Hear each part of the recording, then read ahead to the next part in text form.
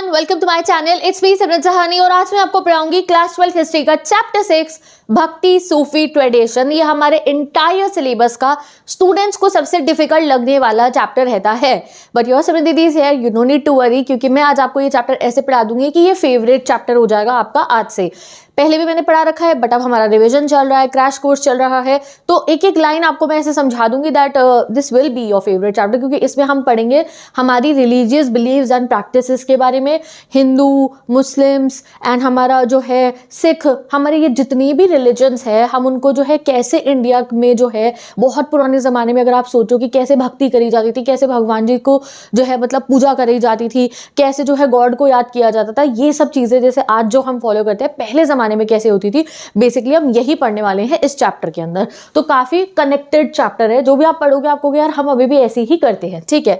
तो इसका time period बहुत लंबा रहने वाला है, फ्रॉम 8 to 18 सेंचुरी तक के टाइम पीरियड को हम पढ़ने वाले हैं। तो बिना कोई टाइम वेस्ट करे टॉपिक बाय टॉपिक मैं आपको चैप्टर पढ़ाना शुरू कराती हूँ। इस वाले चैप्टर की स्लाइड थोड़ी डिफरेंट है हमारी, ठीक है, क्योंकि ये मैंने लेंदी नोट्स बनाए हैं जिससे आप चैप्टर को अच्छे से समझ पाओ।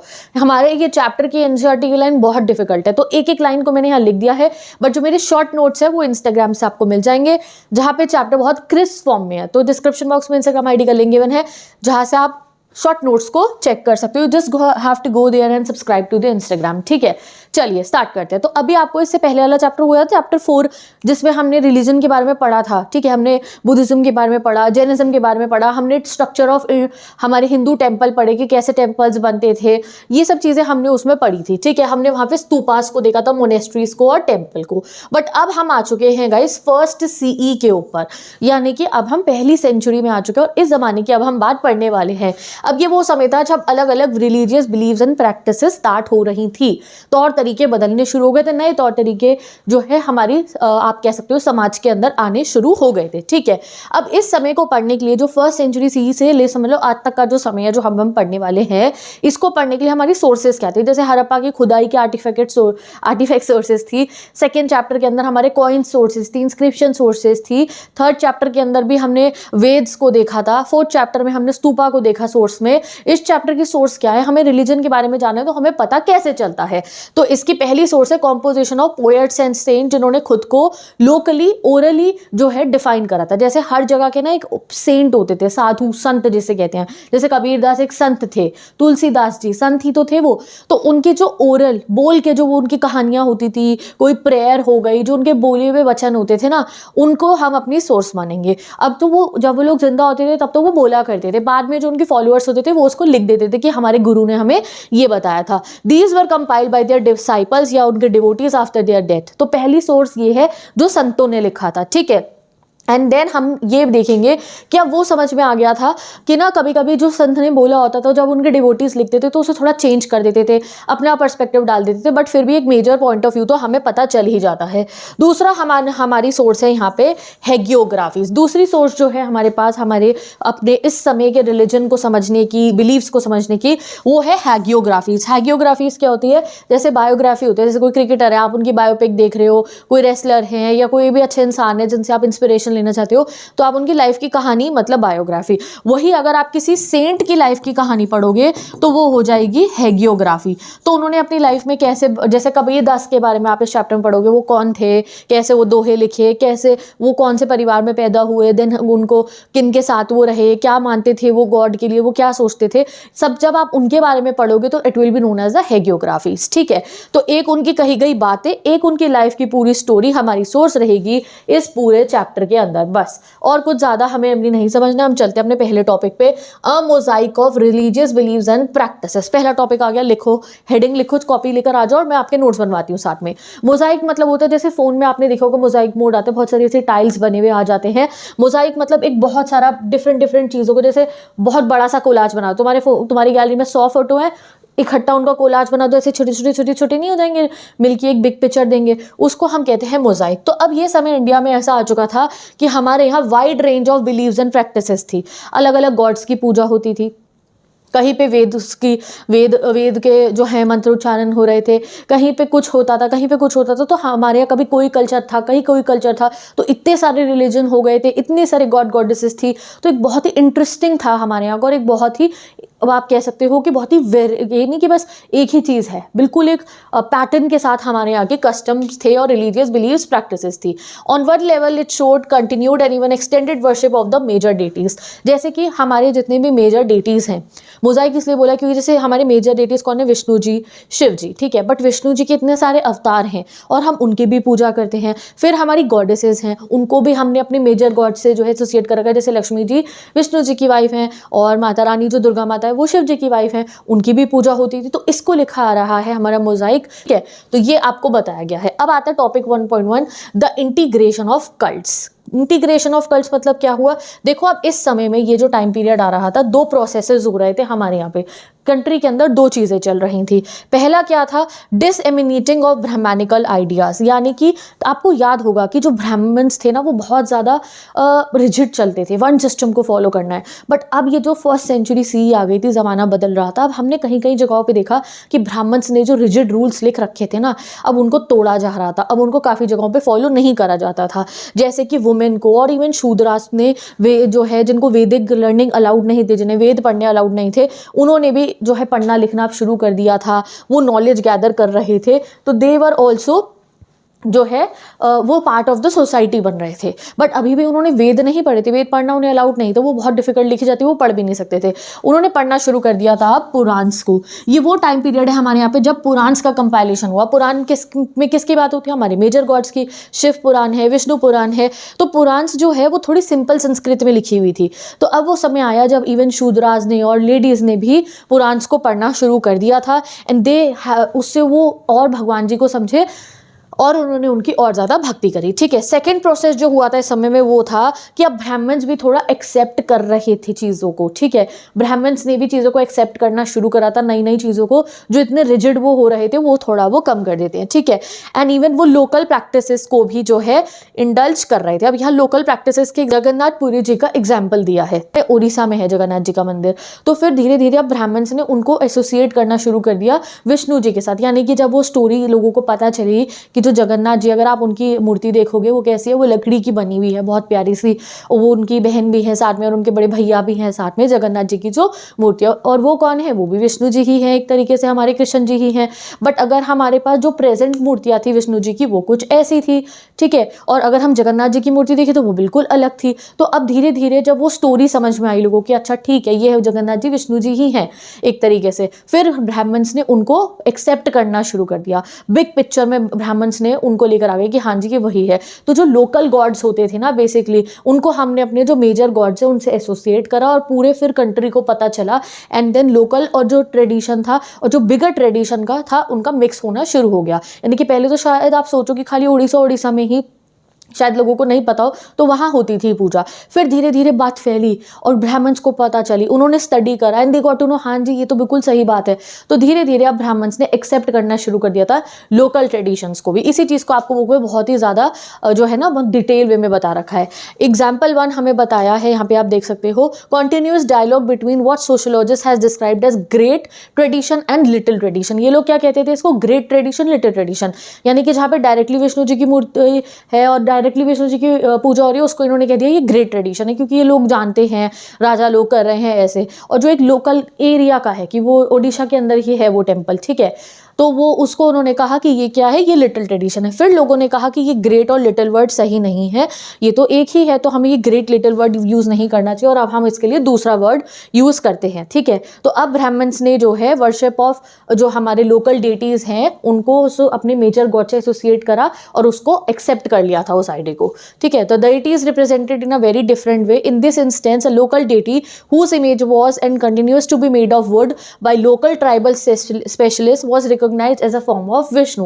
At the same time, Vishnu was visualized in a way that was very different from that in other parts of the country.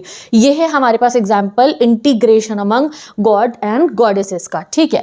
अब ये वो समय भी आ चुका था जहाँ पे गॉडेसेस की वर्शिप बहुत ज़्यादा होती थी हमारी कंट्री के अंदर, ठीक है। और गॉडेसेस की मूर्तियाँ इतनी सुंदर होती थी, यानी कि उनकी इतनी सारे जैसे भुजाएं हैं, हाथ हैं और उसमें इतने सुंदर सुंदर वेपन्स हैं और इनमें आप कह सकते हो कि वो क्राउन है ब्यूटीफुल से। आपने माता रानी की मूर्ति देखी देखी होगी कितनी सुंदर होती है, तो वो सब हमें देखनी शुरू हो गई थी।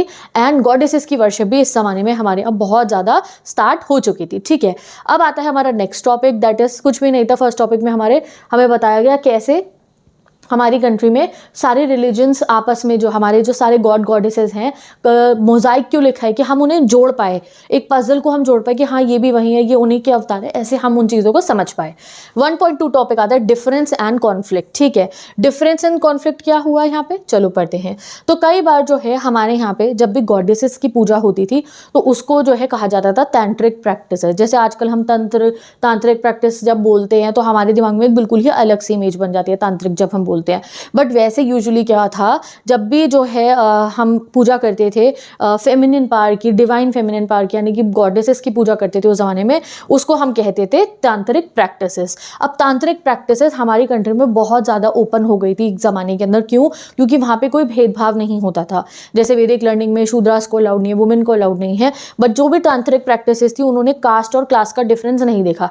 किसी को भी जाना है वो जाके पूजा कर सकते हैं, तुमसे तुम्हारा जात धर्म नहीं पूछा जाएगा। और इसी से धीरे धीरे इन्हीं आइडिया से ये शुरुआत हुई थी माता रानी की, देवियों की जो है पूजा जब की जा रही थी, जिसको तांत्रिक बोला जा रहा था, वहाँ ये शुरू हुआ था कि कोई भेदभाव नहीं होगा। फिर धीरे धीरे ये चीज़ बुद्धिज्म में भी गई। बुद्धिज्म के अंदर भी यही था कि आप कोई भी कास्ट क्लास से आ रहे हो, जब आप बुद्धा को फॉलो कर रहे हो, यू ऑल आर इक्वल। ठीक है, किसी को मना नहीं है। ये बुद्धिज्म में भी। एंड फिर धीरे धीरे शिव जी की भक्ति में भी एंड विष्णु जी की भक्ति के अंदर भी इस चीज़ को लेकर आया गया। और यही चेंज आ रहा था अब हमारी सोसाइटी के अंदर। और ये जितनी भी डिफरेंट प्रैक्टिसेस थी, चाहे आप माता रानी की पूजा कर रहे हो, चाहे आप गॉडेस की कर रहे हो, चाहे आप शिव जी की कर रहे हो, चाहे विष्णु जी की कर रहे हो, इस सबको हमने कलेक्टिवली एक वर्ड दिया था हिंदू। या अभी भी नहीं, और थोड़े और आगे टाइम बाद जाके हमारे को जो है हिंदू वर्ड मिला था। अगर आपको लगता है हिंदू वर्ड कहाँ से आया, तो आगे आप चैप्टर में ये भी पढ़ोगे that when we call ourselves Hindu, तो वो वर्ड जो हमारा है वो कैसे आया था। ठीक है, तो इसीलिए जो है this divergence is perhaps most stark if we compare it with the Vedic and Puranic traditions. ठीक है, अब ये काफी अलग था हमारे वैदिक ट्रेडिशन से, यानी कि जो हमारे 4 वेद हैं, हमारे जो 4 वेद हैं वहाँ पे हमारे प्रिंसिपल डेटीज है अग्नि, इंद्र एंड सोम, और उसमें मंत्र उच्चारण पे ज़्यादा फोकस है, यज्ञ करने पे ज़्यादा फोकस है, हवन करने पे ज़्यादा फोकस है, सैक्रिफाइसेस पे ज़्यादा फोकस होता है। बट जो हमारी पुरानिक लिटरेचर है, यानी कि जिसमें विष्णु जी का पुराण है, शिव जी का पुराण है, वो थोड़ा हमारा डिफरेंट है। वहाँ पे हम भक्ति करते हैं भगवान जी को याद करके। ठीक है, but all we can say इस सबको अगर हम एक साथ मिक्स करेंगे तो वो हमारा क्या बनता है, वो हमारा हिंदुइज्म बनता है। तभी हमें क्या बताया है कि mosaic of religious beliefs and practices, Puranic literature भी है, वैदिक लिटरेचर भी है, गॉड भी है, गॉडेसेस भी है, and that's how we all जो है मिक्स करके बनते हैं हमारा हिंदुइज्म। हमारा next topic poems of prayer, early bhakti traditions. ठीक है, 2 बहुत बड़े भक्ति मूवमेंट के बारे में अभी हम इस चैप्टर में पढ़ने वाले हैं। So let's start it. तो पोएट सेंट्स इस समय में स्पिरिचुअल लीडर्स बन रहे थे, यानी कि वो पोएट भी है, कवि भी है, और वो एक साधु भी हैं। तो वो बहुत स्पिरिचुअल लीडर बन रहे थे, उनके बहुत सारे डिवोटीज होते थे, उनके आसपास में रहते थे, और उनकी लिखी हुई जितनी भी आप कहो कि पोएम्स होती थी वो गाते थे, और उसको गा के वो भगवान जी को याद करते थे। ऐसा हमारे यहाँ पे चल रहा था।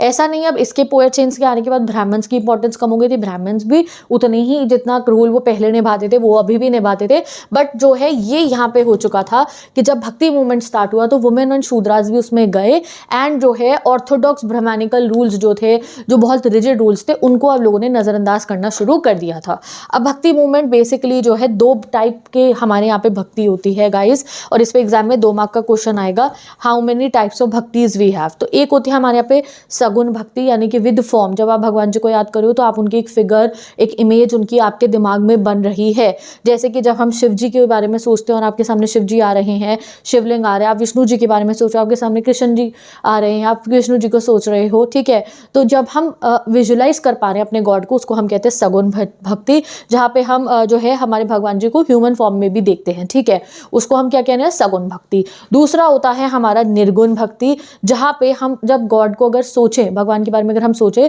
तो हमारे सामने कोई इमेज नहीं आती है, फॉर्मलेस है। ठीक है, कोई फॉर्म, कोई इमेज हमारे सामने नहीं आ रही है, एक इनफाइनाइट एनर्जी और प्रेजेंस है, इसको हम कहते हैं निर्गुण भक्ति। तो 2 टाइप से भक्ति हमारे यहाँ हो रही थी, एक डायरेक्ट आप गॉड को देख पा रहे हो अपने दिमाग में, दूसरा निर्गुण भक्ति, जहाँ पे आप सोच रहे हो कि कोई एक पावर है जो पूरा यूनिवर्स चला रही है, हम उनको पूजा कर रहे हैं, ठीक है। तो दो टाइप की भक्ति थी, सगुण भक्ति और निर्गुणा भक्ति, ये आपको दोनों याद रखना है, विद फॉर्म विदाउट फॉर्म, ये एग्जाम में MCQ में भी आने वाला है। अब आता है हमारा next topic, the Alvars and the Nayanars from Tamil Nadu. तो अलवर्स और नेयर्नर्स दो एक भक्ति मूवमेंट है जो हमारी कंट्री में बहुत फेमस हुए, so let's study about it. तो अलवर्स कौन है? विष्णु जी के डिवोटी जो विष्णु जी की भक्ति में लीन रहते हैं, एंड नेयर्नर्स कौन है? डिवोटीज ऑफ शिवा, ठीक है। ये दो भक्ति मूवमेंट है हमारे यहाँ पे जो स्टार्ट हुए थे 6th सेंचुरी के अंदर। अब क्या होता था, ये जो अलवर्स हो गए वो विष्णु जी की जो है वो गाएंगे हाइम्स, प्रेयर्स, आरतियाँ गाएंगे, ठीक है, भजन गाएंगे, और जो है वो खाएंगे हमारे शिव जी वाले, ठीक है। और ये तमिल में गाया करते थे और घूमते रहते थे इधर उधर, और लोगों को भी अपने साथ इंक्लूड करते थे और भगवान जी को याद करते रहते थे, ठीक है। फिर जो है during their travels they marked secret shrines of Vishnu ji and Shiva ji. बीच बीच में वो कुछ जगहों को जो पवित्र स्थल होते थे वहाँ पे रुकते थे और उनको मार्क कर देते थे कि ये पवित्र जगहें हैं related to Vishnu ji and हमारे शिव जी। और फिर उन पे कभी कभी लार्ज टेम्पल्स भी बनवा दिए जाते थे। फिर कोई बहुत बड़ा सा राजा आता था, वो भी अगर विष्णु जी का भक्त हो, शिव जी का भक्त होते थे, तो वो क्या करते थे, वो लैंड ग्रांट कर देते थे और वो उस पर बहुत बड़े बड़े मंदिर बनवा दिए जाते थे। फिर बाद में चल के वो पिलग्रिमेज सेंटर हो जाते थे, फिर लोग वहाँ पे तीर्थ करने जाते थे। Temple ritual began include hymns of the poet saints and worship of their image as a symbol of devotion। फिर क्या होता था, टेम्पल बनते थे, उन टेम्पल में क्या होता था, भगवान जी की मूर्ति रखी जाती थी और जो आरती और भजन पोएट सेंट्स ने लिखे हैं वो जाके हम वहाँ गाया करते थे। तो अलवर्स एंड नेयर्नर्स ने भक्ति मूवमेंट को शुरू करा था। वुमेन डिवोटीज वर इंक्लूडेड। भक्ति ट्रेडिशन के अंदर जो है, जब विष्णु जी की भक्ति हो रही थी, जो अलवर्स थे, वुमेन को आना मना नहीं था, मतलब कि ये नहीं कि वुमेन को मना है तुम नहीं आ सकते हो, आ सकती थी वो, एंड विष्णु जी की भक्ति और शिव जी की भक्ति दोनों में ही। अब एक हमारे को फेमस विष्णु जी की बहुत बड़ी डिवोटी का नाम बता रखा है, वो है आंडाल। ये एक बहुत फेमस अलवर थी, अलवर मतलब विष्णु जी की डिवोटी, ठीक है। वो उनके लिए बहुत सारे डिवोशनल प्रेयर्स लिखती थी जो आज तक मंदिरों में गाई जाती हैं। वो खुद को विष्णु जी की बिलवेड मानती थी। अनदर डिवोटी थी करैक्कल अमैयर, ठीक है। वो कौन थी? वो शिव जी की डिवोटी थी। इन्होंने बहुत एक्सट्रीम एस्केटिज्म करा था टू रीच हर स्पिरिचुअल गोल, यानी कि बहुत कड़ी तपस्या करी थी इन्होंने। ये इनकी ब्रॉन्ज इमेज है करैक्कल अमैयर की, ये देख सकते हो आप। इन्होंने बहुत ज्यादा तपस्या करी थी, ठीक है। Her songs became a part of Nayanar tradition. आज तक उनके जो सॉन्ग्स थे वो नयनर ट्रेडिशन, जो अभी आप आगे पढ़ोगे क्या है, उनका पार्ट है। These women rejected social rules but did not became nun और ज्वाइन एनी मोनिस्टिक ऑर्डर। अब हमारे इस भक्ति मूवमेंट में एक चीज़ बहुत थी कि जैसे बुद्धिज्म में था कि अगर आपको तपस्या करनी है तो आपको अपना परिवार छोड़ना पड़ेगा, आप अपनी शादी नहीं रख सकते हो, इस टाइप से आपको नन बनना पड़ेगा। भक्ति ट्रेडिशन के अंदर हमारा ये नहीं था। इफ़ अगर आपको शिव जी की भक्ति करनी है, विष्णु जी की भक्ति करनी है, तो ऐसा नहीं है कि आपको अपनी फैमिली को लीव करना पड़ेगा, नन बनने की जरूरत नहीं। आप तब भी उनसे प्यार कर सकते हो, उनके बारे में जो उनसे प्रे कर सकते हो, भजन गा सकते हो, तपस्या भी कर सकते हो। जरूरी नहीं है कि आप उसके लिए नन बनो। And their life choices and writing question the patriarchal societies. और जब इन्होंने लिखा तो वो बहुत ज़्यादा, जब उनको अलाउड था कि वो कुछ भी फ्रीली लिख सकती थी, और जो ये पेट्रियार्कल सोसाइटी होती है ना कि सिर्फ लड़कों का रूल ज़्यादा होता है, उसके भी खिलाफ इन्होंने बहुत कुछ लिखा था। अब आता है topic 2.4, relation with the state. यानी कि जो ये भक्ति मूवमेंट होते थे, यानी कि जो लोग अलवर्स हैं, नयनर्स हैं, तो उनका राजा के साथ, स्टेट मतलब हो गया यहाँ पे राजा, राजा के साथ क्या रिलेशनशिप रहता था। तो अर्ली, अभी हम तमिल रीजन की बात कर रहे हैं ना, यहाँ अर्ली तमिल में जो है ये 1st सेंचुरी सी, मैंने आपको पिछले 2nd चैप्टर में बताया था, चीफडम्स हुआ करते थे। और 2 चीफडम आपको याद होंगे, चोला, चेरास, पांड्यास, है ना, और एक और होते थे पल्लवास, ठीक है। तो from 6th to 9th century CE में तमिल के अंदर, तमिल रीजन जो है वहाँ पे 2 फेमस चीफडम्स थे, Pallavas and Pandyas. Buddhism and Jainism भी यहाँ पे पॉपुलर हो रहा था इसी समय के दौरान। बट बुद्धिज्म और जैनिज्म में ज्यादा सपोर्ट कौन करते थे? और आर्टिसंस, यानी कि जो कारीगर और व्यापारी लोग होते थे वो करते थे। इनको बुद्धिज्म और जैनिज्म को रॉयल पैट्रोनेज नहीं मिलती थी। रॉयल पैट्रोनेज मतलब राजा का सपोर्ट। एक शोका ही है हमारे सामने ज्यादा जिन्होंने बुद्धिज्म को सपोर्ट करा था। अदरवाइज राजा लोग, जो हमारा हिंदू ट्रेडिशन है, अलवर्स को सपोर्ट करते थे कि विष्णु जी की भक्ति करेंगे, वो शिव जी की भक्ति करेंगे, गॉडेसेस की करेंगे। बुद्धिज्म एंड करते थे, बुद्धिज्म जैनिज्म को भी, ऐसा नहीं है, वी हैव एग्जाम्पल्स। बट ज्यादा जो अगर हम यहाँ तमिल रीजन में देखें तो ज्यादा सपोर्ट जो है बुद्धिज्म एंड जैनिज्म को मिलता था फ्रॉम द मर्चेंट्स जो होते थे, वो लोग होते थे। अगर कोई स्तूपा बनवाना है, कोई लैंड ग्रांट करना है, तो वो लोग करते थे। बट जो बड़े बड़े राजा लोग होते थे वो बहुत ज़्यादा पैट्रोनेज देते थे, बहुत बड़े बड़े मंदिर बनवाने के लिए लैंड ग्रांट्स करते थे हमारे विष्णु भक्तों के लिए और शिव जी के भक्तों के लिए, ठीक है। स्पेशली सीन इन नयानर कॉम्पोजिशंस, ठीक है, जैसा हमारे को राइटिंग्स के अंदर भी पढ़ के मिला है कि इन राजाओं ने ये वाला मंदिर बनवाया इस टाइप से, ठीक है। अब पावरफुल चोला रूलर्स की अगर हम बात करें, वो ब्राह्मण्स को और भक्ति ट्रेडिशन दोनों को ही फॉलो करते थे और उन्होंने बड़े बड़े लैंड ग्रांट्स करे थे विष्णु जी एंड शिव जी का मंदिर बनवाने के लिए। फेमस शिवा टेम्पल जो हमारे साउथ इंडिया के हैं, जैसे चिंदावरम, थंजूवर एंड गंगाईकोंडा, चोलापुरम, इतने बड़े बड़े सुंदर सुंदर ये टेम्पल हैं, ये उस जमाने में राजाओं ने ही बनवाए थे, ठीक है। And even Chola bronze sculpture, Chola rulers ने ब्रॉन्ज स्कल्पचर भी जो है लगवाए थे हमारे शिव जी के बहुत। अब ये जितने भी नयनर्स और जो ये अलवर्स हैं, तो विष्णु जी के भक्त, ये जो है इनको हमेशा ये तमिलनाडु के जो रूलर्स थे सपोर्ट क्यों कर रहे थे, क्योंकि ये वल्लाला पीजेंट से आते थे। वल्लाला पीजेंट कौन है? यही तमिल के लोगों की पॉपुलेशन। अब जब भाई प्रजा ही जो है, उनके राजा की जो प्रजा हो गई, जो उनके लोग हो गए, जब वो विष्णु जी एंड शिव जी की भक्ति कर रहे हैं, तो राजा भी तो उन्हीं को ही पूजेगा और राजा उन्हीं के लिए बड़े बड़े मंदिर बनाते थे और उनको सपोर्ट करते थे, ठीक है जी। तो introduce Tamil Shiva hymns and temples with royal backing, ठीक है। Chola kings help compile hymns in the Tevaram also, और वो बहुत सारे मतलब हेल्प करते थे कि पोएट्स को कि आप और सुंदर सुंदर हाइम्स लिखो और भजन्स लिखो, ठीक है। हमारे को एक मेटल आइडल जो मैंने आपको बताया है, शिव जी के भक्त थे 3, अपार, संबंदर एंड सुंदरन, ठीक है। तो उनका ब्रॉन्ज स्टैचू, की वो इतने बड़े भक्त हैं उनका भी ब्रॉन्ज स्टैचू लगाया था। These idol were used in the temple processions during festivals. तो सुंदर सुंदर मूर्तियां बनवाना, ब्रॉन्ज की अलग अलग स्टैचूज बनवाना भगवान जी के, उनके बड़े बड़े भक्तों के, ये सब राजा लोग करवाते थे। क्यों? क्योंकि वो खुद भी तो उनके भक्त थे और सेकेंडली कि मेरी प्रजा मुझसे खुश रहेगी, इसलिए भी राजा लोग ऐसा करते थे। तो ये हो गया relationship with the state all over the South India Tamil region की अगर हम बात करें, तो अलवर्स एंड नयनर्स को राजा लोगों ने बहुत ज़्यादा सपोर्ट करा एंड उन्होंने भी बड़े बड़े जो है टेम्पल्स बनवाए। अब आता है हमारा next topic, the Virashaiva tradition in Karnataka. अब हमारा तमिल रीजन कंप्लीट हो गया, अब हम कर्नाटका में चलते हैं। अब 12 सेंचुरी की ये बात है, एक नया मूवमेंट स्टार्ट होता है कर्नाटका में। कौन करते हैं वो? बासवाना नाम के एक लीडर करते हैं, जो एक ब्राह्मण थे और मिनिस्टर थे कालाचूरी कोर्ट के अंदर, ठीक है। अब ये जो है इन्होंने शिव जी की भक्ति करनी शुरू करी। इन लोगों ने खुद को बोला वीराशैवास, यानी कि हीरोज ऑफ शिवा, या फिर लिंग्याट्स, वेयरर ऑफ लिंग्स।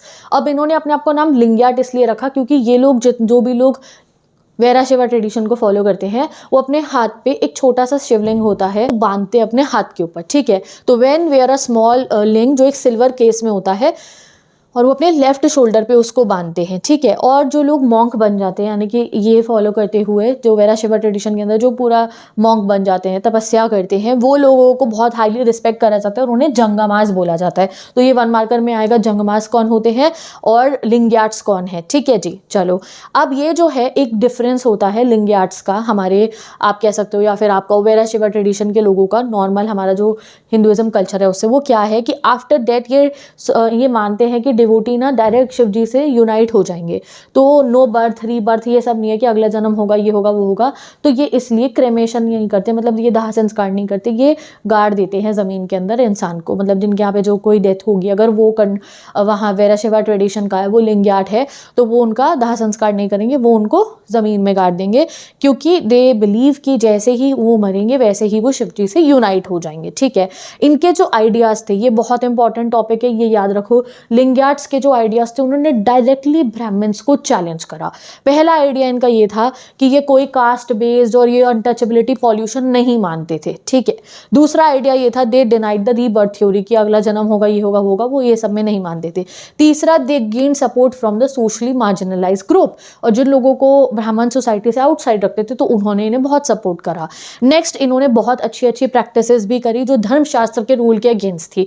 धर्मशास्त्र जो सेकंड चैप्टर में पढ़े थे, ब्राह्मण से लिखे ना, जैसे धर्मशास्त्र में लिखा था कि जो है जल्दी शादी हो जानी चाहिए, बट इन्होंने कहा पोस्ट प्यूबर्टी मैरिज होनी चाहिए, यानी कि जब प्यूबर्टी हो स्टार्ट हो जाए लड़के की भी लड़के की भी, उसके बाद शादी होनी चाहिए। और ये विडो रीमैरिज तक को सोचो आप, उस जमाने में कि विधवाओं की भी दोबारा शादी करा देनी चाहिए, उस तक में ये बिलीव करते थे। और इनके बारे में जो सब मैं आपको बता रही हूँ, हमारे पास सोर्सेज क्या है, वो है वचनास, ठीक है। वचनास मतलब क्या होता है? लिखी हुई चीज़ें by both men and women in Kannada. तो इनके बारे में पढ़ने के लिए हमारे पास वचनास है, ठीक है। और यहाँ पे हमने इससे पहले वाले में जो तमिल रीजन के भक्ति मूवमेंट है अलवर्स एंड नयनर्स, उनके बारे में पढ़ा था। ठीक है, चलो आगे बढ़ते हैं।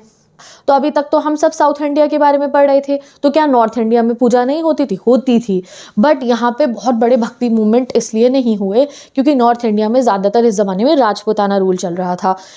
एंड राजपूताना रूल के टाइम पे ब्राह्मण्स की वैल्यू बहुत ज़्यादा थी, मतलब ब्राह्मण्स को बहुत ज़्यादा माना जाता था। तो कोई मतलब ऐसा नहीं था कि ब्राह्मण्स के आइडियाज़ को वन सिस्टम बहुत अच्छे से फॉलो होता था कि उसको कोई बहुत ज़्यादा क्वेश्चन कर रहा हो, ये नहीं हो पाया इतना। ठीक है, देयर वर सेंट्स, ऐसे सेंट्स थे, यहाँ पे भी साधु संत हुए थे जिन्होंने भक्ति शुरू करी थी, बट उतना लेवल का नहीं था जितना हमने साउथ इंडिया में देखा। ठीक है, तो टेम्पल्स नॉर्थ इंडिया में भी बने, विष्णु जी शिव जी के रूलर सपोर्ट करते थे। अब कोई राजपूत राजा हैं जो नॉर्थ इंडिया के भी जितने राजा है वो भगवान जी शिव जी और विष्णु जी और हमारी माता रानी जो हैं उनको ही तो पूजा करते थे, ऐसा थोड़े किसी और के। ब्राह्मण्स भी तो उनकी पूजा करते थे, बट वो जैसे एक भक्ति मूवमेंट हुआ ना जहाँ पे वुमेन भी अलाउड हो गई, शूद्रास भी आ गए, वो इस लेवल का हमारे नॉर्थ इंडिया में नहीं हुआ। But unlike South India, no bhakti like poetry लिखी जा रही है, भजन लिखे जा रहे हैं, ऐसा कोई बड़ा मूवमेंट नहीं हुआ।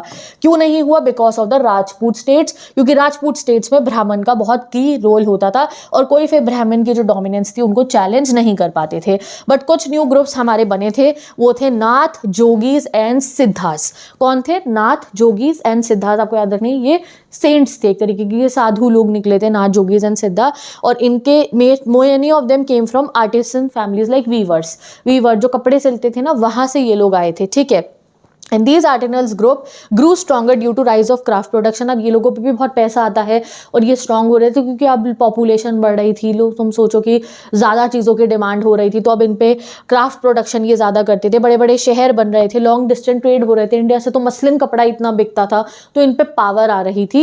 एंड यहाँ से निकल के आए थे हमारी थ्री ग्रुप, नाथ, जोगीज एंड सिद्धास। ठीक है, अब इन न्यू रिलीजियस लीडर्स ने भी वैदिक अथॉरिटी को क्वेश्चन करा था, और वैदिक अथॉरिटी को क्वेश्चन वहीं करा जाता था अनटचेबिलिटी, पॉल्यूशन वाले नोशन के ऊपर। एंड ये वो लोग थे जो कॉमन लैंग्वेजेस बोलते थे। फिर ये धीरे धीरे लैंग्वेजेस और जो है मॉडर्न फॉर्म्स में बदल गई। बट ये जो नाथ, जोगीज एंड सिद्धास थे, इनको रॉयल पैट्रनेज नहीं मिली, यानी कि जो भी मूवमेंट इन्होंने स्टार्ट करा उसको राजा ने सपोर्ट नहीं करा, क्योंकि राजा लोग तो ब्राह्मण्स के साथ ही रहते थे यहाँ नॉर्थ साइड में। ठीक है, विद दिस आगे बढ़ते हैं। Then became a very turning point in India, जो एक बहुत बड़ा हमारा टर्निंग पॉइंट आता है जब तुर्क आ जाते हैं और दिल्ली सल्तनत 13th सेंचुरी में स्टैब्लिश हो जाती है। इससे राजपूत पावर रिड्यूस हो जाती है और धीरे धीरे ब्राह्मण्स की इन्फ्लुएंस भी कम हो जाती है, और धीरे धीरे फिर हमारी कंट्री के अंदर एक न्यू रिलीजियस चेंज बिगैन होता है।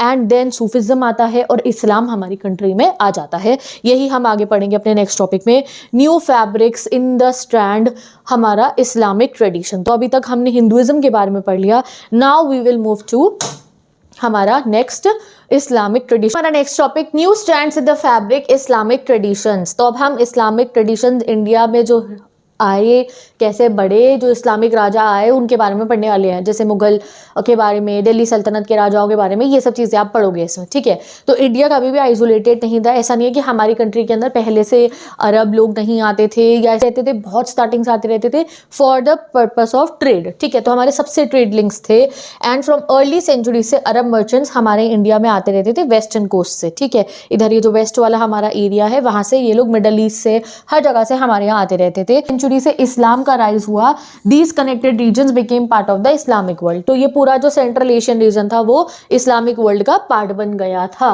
तो अब हम आगे पढ़ते हैं इंडिया के अंदर कैसे आए सब कुछ चीज़ें। चलो पढ़ते हैं। तो understanding Islamic connection often start with the religion of rulers. ठीक है, अब हमें इस्लामिक ट्रेडिशन के बारे में पढ़ना है, तो रिलीजन ऑफ रूलर पढ़ेंगे। इन 711 CE अरब जनरल मोहम्मद काजिम, ठीक है, सिंध आते हैं। एंड वो जो है हमारे सिंध को कैलिफ की डोमेन में ले आते हैं, यानी कि जो खलीफा थे उनकी डोमेन में ले आते हैं। फिर 13th सेंचुरी में तुर्क और अफगान आते हैं और वो बना देते हैं गाइस दिल्ली सल्तनत। तो उससे पहले तो हमारे यहाँ पे डिफरेंट राजा लोग होते थे ना, जो बेसिकली हिंदू होते थे। अब धीरे धीरे दूसरे ऐसे राजा आए, उन्होंने हमारे पे कब्जा करा, उन्होंने हमारे पे रूल करा, and they were of different religion, they were Islamic. ठीक है, तो वो कहाँ आए थे? जो वो आए थे हमारे दूसरे देशों से, ठीक है। तो 711 में सबसे पहले अरब जनरल आए थे, एक मोहम्मद काजम, ठीक है। उन्होंने सिंध को कॉन्कर करा था। सिंध अभी तो पाकिस्तान में है, बट तब तो पूरा का पूरा इंडियन सब कॉन्टिनेंट ही था ना, और तब से जो है हमारा ये रीजन भी खलीफा की डोमेन में आ गया था। 13 और फिर अपना सेंचुरी से आगे फिर तो धीरे धीरे तुर्क भी आए, अफगान्स भी आए, खिलजीज आए, एंड देन मुगल्स आए, वो सब तो हमें पता ही है। फिर डेक्कन सल्तनत भी बन गई, यानी कि साउथ इंडिया में भी रूल स्टार्ट हो गया। फिर 16th सेंचुरी में मुगल सल्तनत बन गई, मुस्लिम राजा आ गए, यानी कि मुस्लिम रूलर्स हमारे को आके जब रूल करना शुरू करते हैं, राजा तो मुस्लिम है बट उनके जो सब्जेक्ट है वो तो नहीं है ना मुस्लिम। तो उसके लिए राजा लोग क्या करते थे, उनको जो है कहते थे कि मैं तुम्हारे को जो है प्रोटेक्ट करूंगा, आपको आपका रिलीजन फॉलो करने दूंगा, बट उसके लिए आपको एक टैक्स देना पड़ेगा, जिजिया।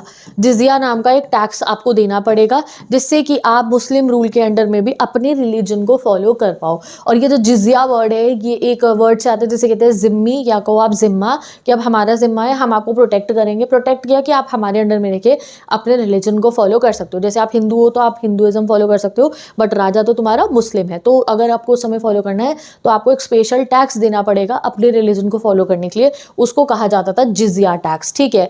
तो मुगल ने जब रूल करा और भी बाकी जब काफ़ी सारे हुआ है, तो हम लोग जो है टैक्स दिया करते थे उनको जिजिया, यानी कि जो डिफरेंट रिलीजन के होते थे, ठीक है। कभी कभी जो रूलर्स होते थे वो रिलीजियस टॉलरेंस भी दिखाते थे, यानी कि दूसरे धर्मों को भी अच्छे से जो है वो रिस्पेक्ट करते थे। जैसे हिंदूज थे, जैन्स थे, उस समय पे जोरास्ट्रियन थे, क्रिश्चियंस थे, जूस थे भी थे, और राजा होता था मुस्लिम, तो वो जो है टॉलरेट करते थे। दो जिनका हमें पता है कि जो अच्छे से टॉलरेट करते थे वो हमें बता रखा है, अकबर एंड औरंगजेब। अकबर ने तो लैंड ग्रांट्स भी करे थे बाकी रिलीजन्स के लिए भी, और मतलब जैसे कोई कुछ टेम्पल बनवाने के लिए या किसी भी हिसाब से अकबर एंड औरंगजेब का बोला जाता है कि वो बाकी रिलीजन्स को सपोर्ट भी करते थे और उनको भी डोनेशंस एंड लैंड ग्रांट्स उनके लिए करते थे, ऐसा हमें पढ़ के पता चला। और टैक्स एग्जम्पशन भी करते थे कि ठीक है आप टैक्स थोड़ा कम दे दो, जो जिजिया टैक्स है वो सब वो करते थे, ठीक है। चलो point two, the popular practice of Islam.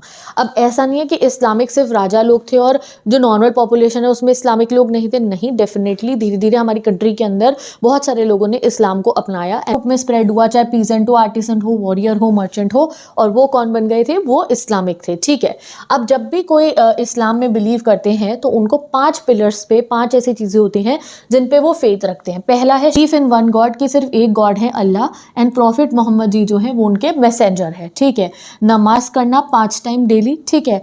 ज़कत यानी कि गिविंग आल्म्स, ठीक है, आप डोनेशन करो, ठीक है। सौम यानी कि जो है फास्ट करना ड्यूरिंग द रमज़ान, एंड हज पर जाना, मक्का जाना हज पे, ठीक है। तो ये 5 चीज़ें आपको फॉलो करनी होंगी अगर आप मुस्लिम हो, अगर आप इस्लाम को अपना रहे हो तो। बट प्रैक्टिसेस जो है हमारे मुस्लिम में भी 2 डिफरेंट सेक्ट्स होते हैं, वो होता है एक सुन्नी और एक होता है शिया, एंड लोकल कस्टम्स भी कहीं कहीं जगहों पे थोड़ा बहुत अलग होता है। जैसे कि एक खोजा है शिया सेक्ट का, use local languages to spread the Quranic wisdom, ठीक है।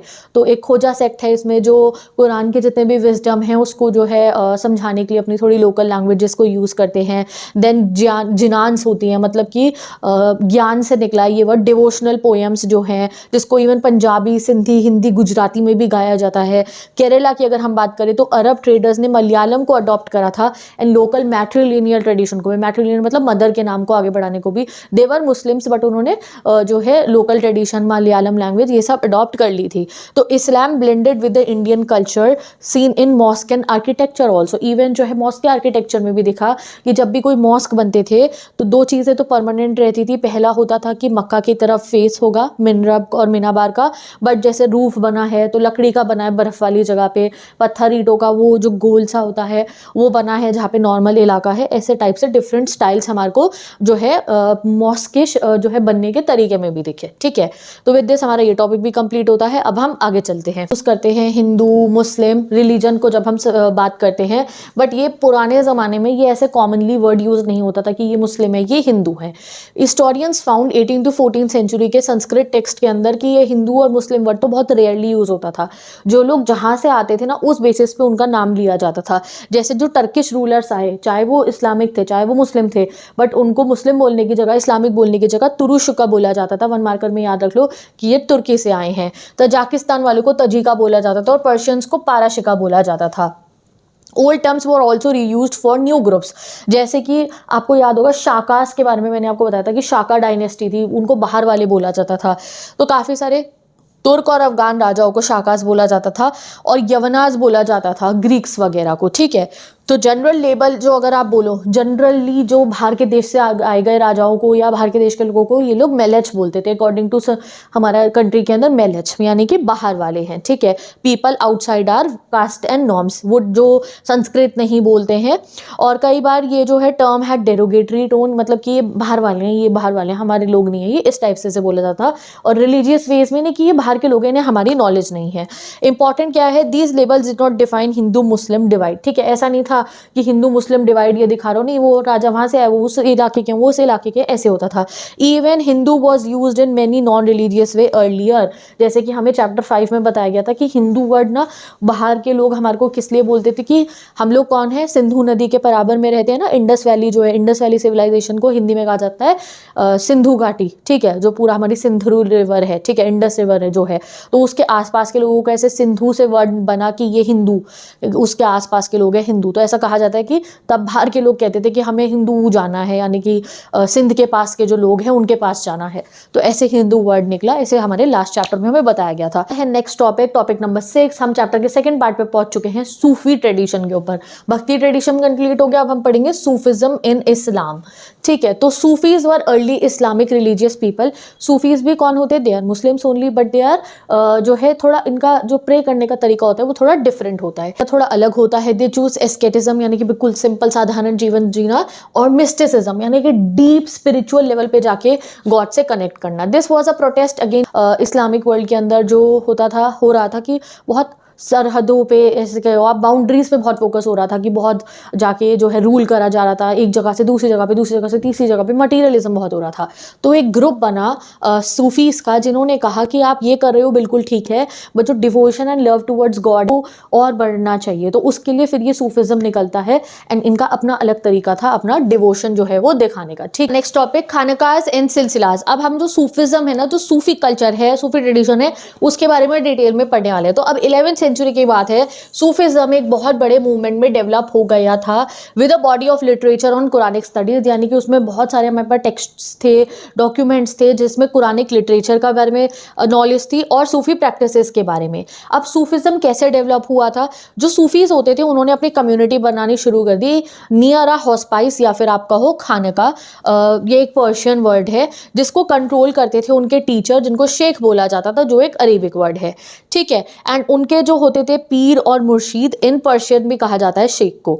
अब क्या होता था, बेसिकली खानका होती है एक जगह, एक हॉस्पाइस, एक तरीके से एक जगह जहाँ पे आप जा सकते हो, वहाँ आपको सर पे, मतलब हॉस्पाइस मतलब आप कहो एक रेस्टिंग प्लेस, एक तरीके से एक रेस्टिंग प्लेस जो है वो बनती थी। वहाँ पे एक शेख रहते थे, और या फिर आपको मुर्शीद रहते थे, या फिर पीर रहा करते थे। एंड वो फिर अपने सक्सेसर अपॉइंट कर देते थे अपने बाद में, जो आगे पूरे हॉस्पाइस को, पूरे खानखा को, पूरे के पूरे सिस्टम को चलाया करते थे। He establish rules for the spiritual conduct and interaction between the inmates as well as between lay persons and the masters. अभी मैंने हिस्ट्री की डायरेक्ट बुक की लैंग्वेज लिख दी जिससे आप इस चीज़ों को समझ पाओ। तो सूफिज्म में क्या हुआ, एक सूफी के लीडर बनते थे जिनको शेख, पीर, मुर्शीद कहा जाता था। वो खानकाज में रहा करते थे। खानकाज मतलब एक प्रॉपर जगह है, एक घर आप मान लो, एक जगह आप मान लो, हॉस्पाइस आप मान लो, जो जहाँ पे कोई भी जा सकता है, किसी भी रिलीजन का है वो वहाँ पे जा सकते हैं, वहाँ खाना भी खिलाया जाएगा उनको, और वहाँ बैठ के गॉड को याद करा जाएगा, ठीक है। और फिर जो इतने भी ये पीर और मुर्शीद होते थे, जो शेख होते थे, वो अपना एक सक्सेसर भी अपॉइंट करते थे कि मेरे बाद में इस सूफी को, इस पूरे के पूरे हॉस्पाइस को, खानका को और मेरी नॉलेज को ये इंसान आगे लेकर जाएंगे, ठीक। जितने भी जो शेख होते थे वो अपनी नॉलेज फिर ट्रांसफर करते थे अपने फेवरेट डिसाइपल को, और उनके आगे फिर उसको वो आगे बढ़ाते थे। स्पेशल रूल्स होते थे ये सब चीज़ों को डेवलप करने के लिए, ठीक है, जैसे कि ओथ ऑफ एलिजियंस लेना पड़ता था, एक पैच्ड गारमेंट पहनना पड़ता था, और शेव्ड करने होते थे अपने बालों को, ये होता था, ठीक है। और जब शेख मर जाते थे, यानी कि शेख की जब डेथ हो जाती थी, तो उनकी टोम्ब और श्राइन बनाई जाती थी, जिसको हम कहते हैं दरगाह। जैसे अभी अजमेर में दरगाह है, दिल्ली में दरगाह है, वहाँ पे क्या है, वहाँ पे जो है वहाँ पे बरी जो वो होती है, बेसिकली आप कह सकते हो जो शेख हैं उनको बरी किया गया था, तो वहाँ पे फिर लोग जाते हैं और वहाँ पे लोग जाके फिर उनको प्रे करते हैं, ठीक है। It became the centre of devotion for the followers.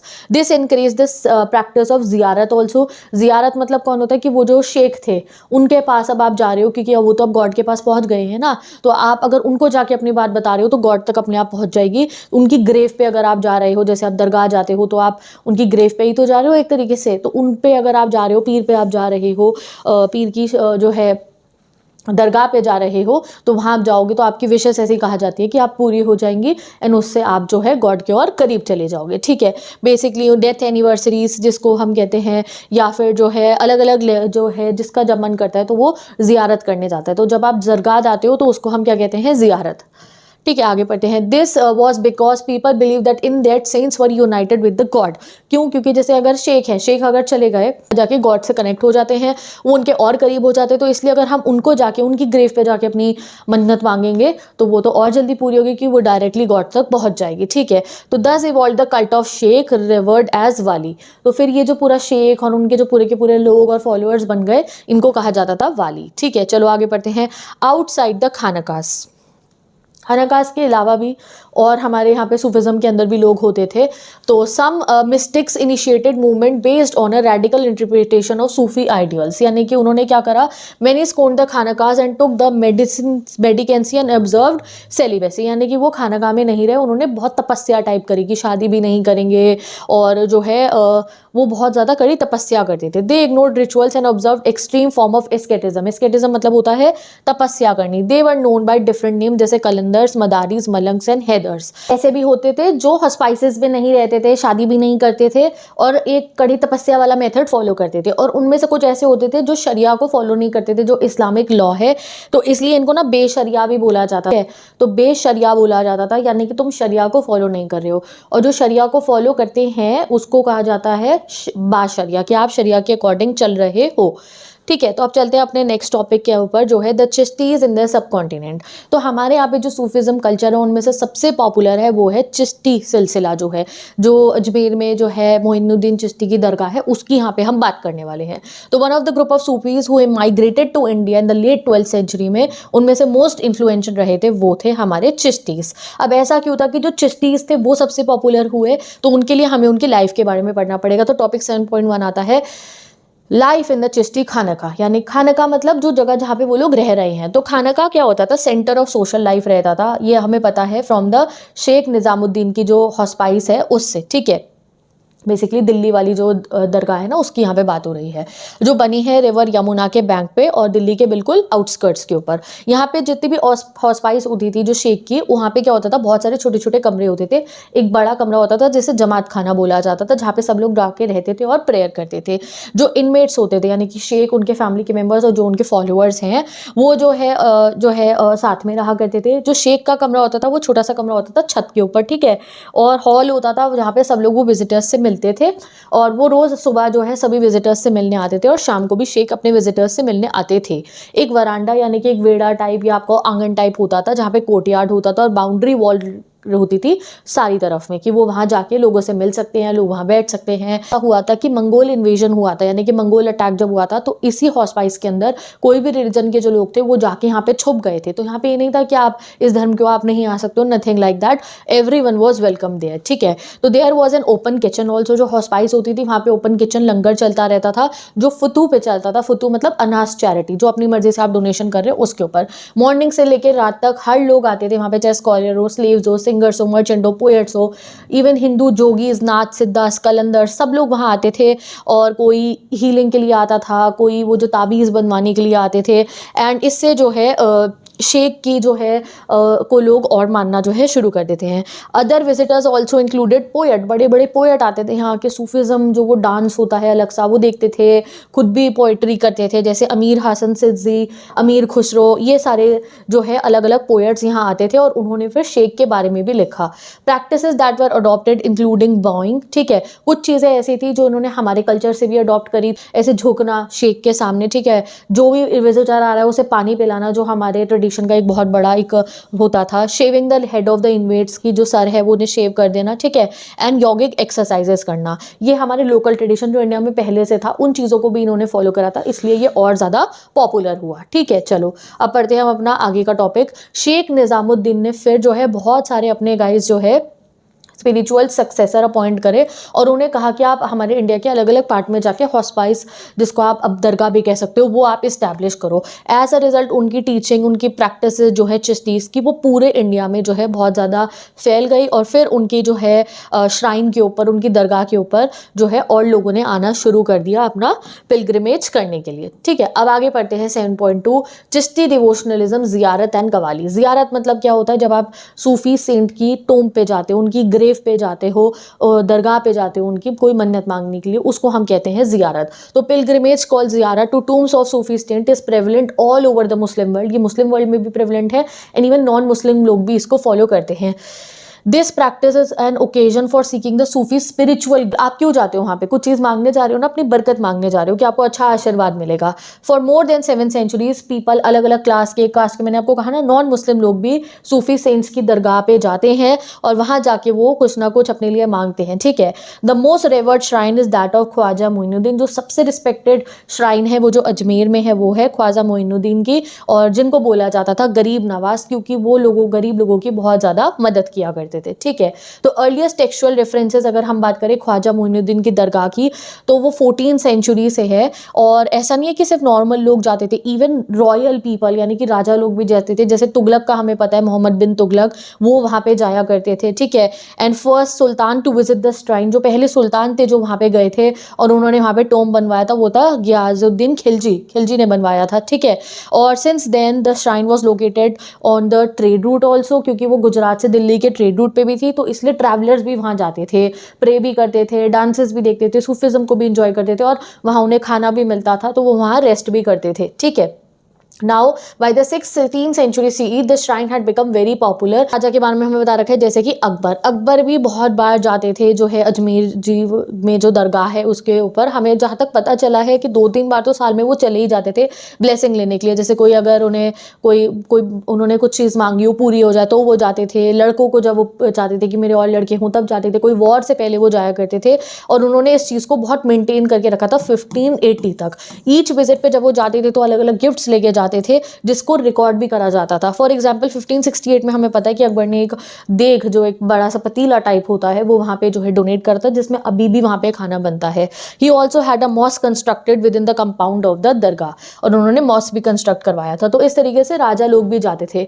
Also a part of जियारत is the use of music and dance, और सबसे ज़्यादा इसमें जियारत में पार्ट होता है जो सूफी डांस होता है ना, उसकी यहाँ पे बात हो रही है, जहाँ पे कवाली की जाती है और एक अलग सा माहौल बनाया जाता है जब आप गॉड का नाम ले रहे हो, उसको गॉड को याद करते हुए को क्या कहेंगे, उनको जिक्र, कि उनका जिक्र कर रहे हो, आप अपने डिवाइन का नेम ले रहे हो, और उसमें वो ऐसे गाने गाते हैं सुंदर से और डांस करते हैं और म्यूजिक बज रहा होता है। तो एक समा मतलब वो एक एटमॉस्फेयर ऐसा बन जाता है कि आपको खुद लगेगा दैट आप गॉड से कनेक्ट हो गए हो। तो ये होता है मेन सूफिज्म, जहाँ पे through dance, through music, through different vibrations हम गॉड से कनेक्ट करते हैं। ठीक है, अब आता है हमारा next topic 7.3 language and communications. ठीक है, अब यहाँ पे मैंने आपको डायरेक्ट एनसीईआरटी से इसलिए पढ़ा है क्योंकि मैं आपको सिंपल नोट से पढ़ा दूँ और एनसीईआरटी खोलोगे तो तुम्हें समझ में नहीं आएगी, इसलिए मैंने ये खोल के पढ़ा दिया। जो मैं पढ़ा रही हूँ बस उतना ही आपको समझना है। It was not just in the समा दैट चिश्तीज अडॉप्टेड लोकल लैंग्वेजेस। ऐसा नहीं है कि सिर्फ चिश्तीज ने कवाली करते हुए ही लोकल लैंग्वेज को अडॉप्ट करा, नहीं। In Delhi those associations with the Chishti silsila conversed in Hindavi also, यानी कि जो लोग सूफिज्म, ये चिश्ती वाले जो लोग थे, ये हिंदावी में बोलते थे, जो हमारे उस वहाँ के लोगों की जो है लैंग्वेज थी। अदर सूफीज जैसे थे बाबा फरीद जो थे, उन्होंने अपने वर्सेस लिखे थे लोकल लैंग्वेज के अंदर, जिनको हमने बाद में गुरु ग्रंथ साहिब में भी ऐड करा था। Yet other compose long poems और मनस्वीज आप कह सकते हो to express ideas of divine love. तो अब जैसे इंडिया में वो लोग रह रहे थे, तो यानी कि सिर्फ अरेबिक लैंग्वेजेस के अंदर, जो इंडियन लैंग्वेजेस हैं हमारी, उसके अंदर भी उन्होंने अपनी पोइट्रीज जो है वो लिखनी शुरू कर दी थी। ठीक है, एक हमारे को एग्जाम्पल दे रखा है लव स्टोरी का, जो है पद्मावत, जिसको कंपोज करा था मलिक मोहम्मद जयाजी ने, जिसमें हमारी रानी पद्मावती का जो है ना, और जो हमारे राजा और चित्तौर है उनके बारे में बता रखा है। तो ये भी जो प्रॉपर सच पोइटिक कॉम्पोजिशंस और ऑफन रिसाइडेड इन हॉस्पाइसेस, तो दरगाह के अंदर, हॉस्पाइसेस के अंदर ये पोइट्री गाई जाती थी, सुनाई जाती थी ड्यूरिंग द सूफिज्म प्रैक्टिसेस। ठीक है जी। There were short poems in Dakhani language also. ठीक है, एक टाइप की उर्दू होती है ये, उसमें भी अलग अलग ये लोग पोइट्री बनाते थे। तो अलग अलग लेवल पे ये लोग पोइट्रीज बनाते थे, फिर उसको लोग अपने घरों में भी गाया करते थे। तो ऐसा नहीं है कि सिर्फ अपनी लैंग्वेज में ही चलते थे, लोकल ट्रेडिशन के साथ ये मिक्स हुए थे। These poems were probably sung by women, तो औरतें वो सुनती थी, फिर अपने घर में गाती थी काम करते हुए, बच्चों को सुलाते हुए। तो it is likely that Sufis of this region were inspired by pre existing bhakti traditions. और ये सब इसलिए उन्होंने करा क्योंकि जैसे हमारे भक्ति ट्रेडिशन में भजन और जो है पोएम्स लिखना बहुत पॉपुलर ऑलरेडी था, तो इन लोगों ने भी इस चीज़ों को यहाँ पे फॉलो करा। Through this medium that Islam gradually gained a place in the villages of the Deccan also. और फिर ये जब डेक्कन में गए तो वहाँ पे भी लोगों ने और ज़्यादा फॉलो करना शुरू कर दिया इस्लाम को। ठीक है, विद दिस गाइज अब हम अपने नेक्स्ट टॉपिक पे आते हैं, जहाँ पे हम कबीर के बारे में पढ़ने वाले हैं। आता है new devotional part dialogue descend in northern India. हम नदर इंडिया के कुछ सेंट्स के बारे में पढ़ने वाले हैं। और 8.1 टॉपिक है weaving a divine fabric Kabir, यानी कि कबीर दास के बारे में आप पढ़ोगे। तो कबीर दास 14 to 15 सेंचुरी के एक बहुत ही मिस्टिक पोएट हैं जो भक्ति करते थे। ठीक है जी।